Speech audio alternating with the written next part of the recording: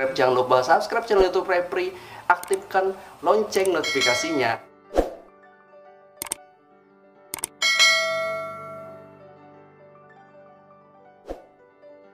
Selamat Hari Kemerdekaan yang ke-74.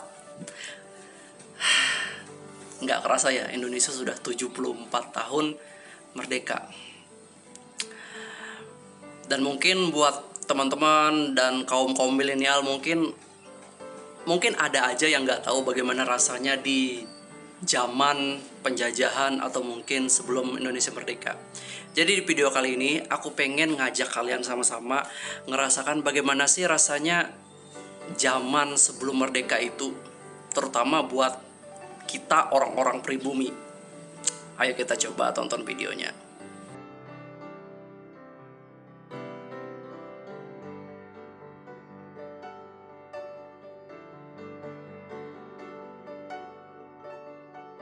Jadi mungkin dulu sebelum merdeka Jakarta itu bukan Jakarta namanya gitu. Itu disebut oleh kolonial Batavia.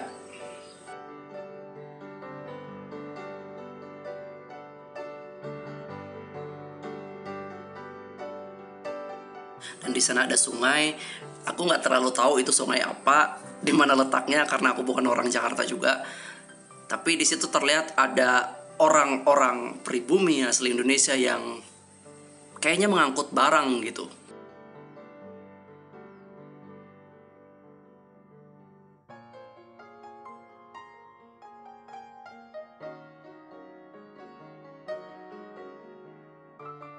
Ibu-ibu dan gadis-gadisnya beraktivitas mencuci pakaian atau mungkin mencuci perabotan mereka di pinggir sungai, di sungai itu gitu.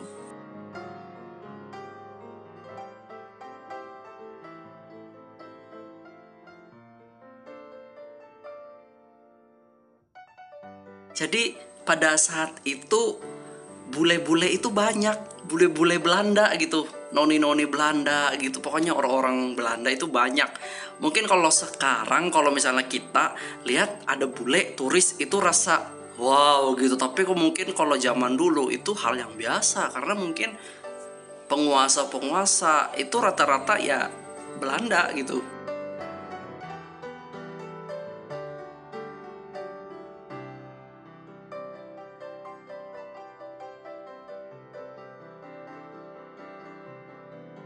Dan itu aku nggak bisa memastikan sih apakah itu polisi lalu lintas atau mungkin LLAJ ya. Aku nggak tahu juga itu apa di zaman dulu disebutnya apa. Cuman kayaknya itu seperti polisi atau mungkin sama kayak LLAJ, intinya ngatur jalan gitu.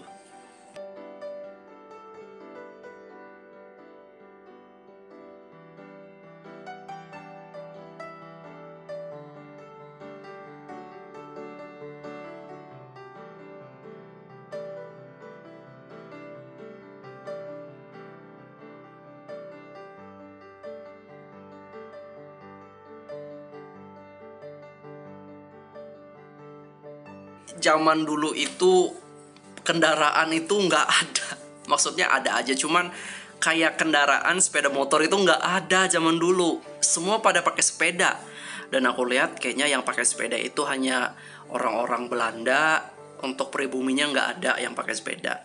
Dan ada yang pakai mobil. Dan yang jelas mobil itu pasti orang-orang Belanda semua. Nggak ada pribumi yang pakai mobil zaman itu.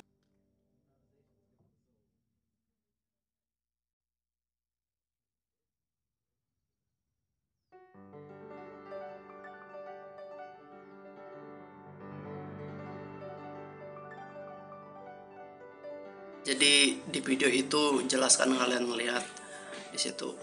Jadi kata nenek aku dulu juga kalau di zaman dulu itu yang namanya orang-orang pribumi itu nggak bisa di pemerintahan jadi pejabat atau mungkin apa, itu nggak bisa kalau orang pribumi biasa.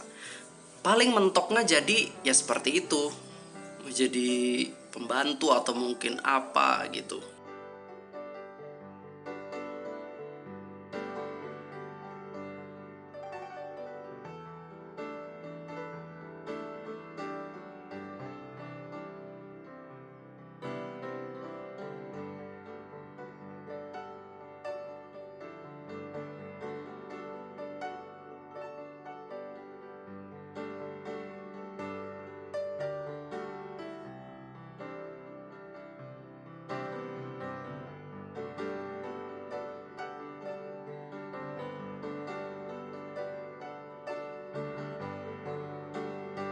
Dan mungkin lebih tepatnya di zaman dulu itu eh, pribumi Indonesia itu bisa dibilang seperti rakyat jelata. Ya seperti itulah, kalian pasti paham lah apa maksudnya rakyat jelata gitu, gimana nasibnya.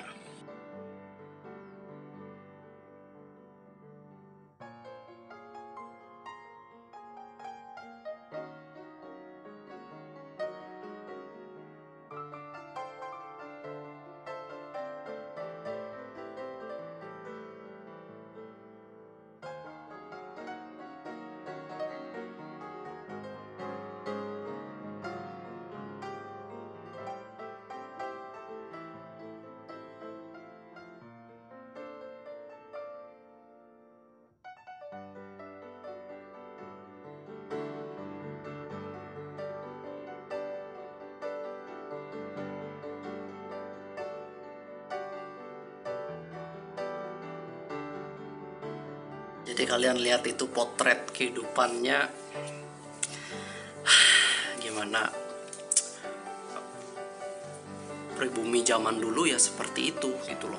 Sakit banget gitu hidupnya. Bagai langit dan bumi dengan orang-orang Belanda yang hidup tinggal di Indonesia di zaman itu.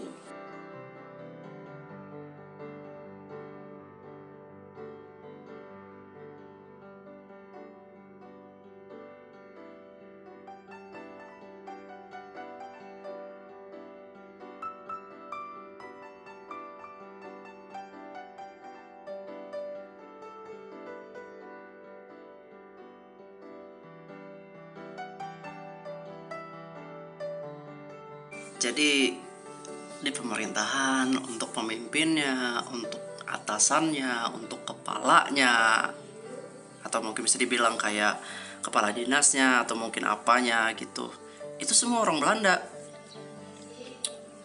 Pribumi itu dulu itu kayaknya nggak berhak untuk duduk memimpin, itu nggak. Pribumi itu jadi rakyat jelata. Dan mungkin ada juga pribumi yang beruntung bisa di pemerintahan. Itu pun bukan orang biasa, itu orang ternama. Maksudnya orang-orang bangsawan Indonesia, misal orang kerajaan atau mungkin orang apa yang punya darah bangsawan Indonesia gitu.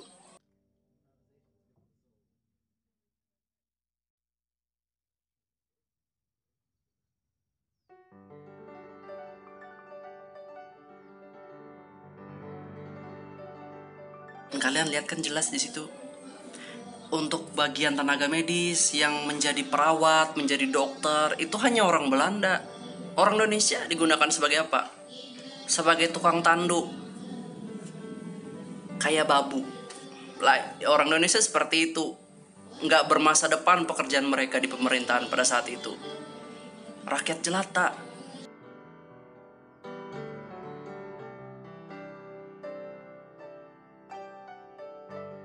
Dan kita lahir pada saat Indonesia merdeka, itu suatu keberuntungan.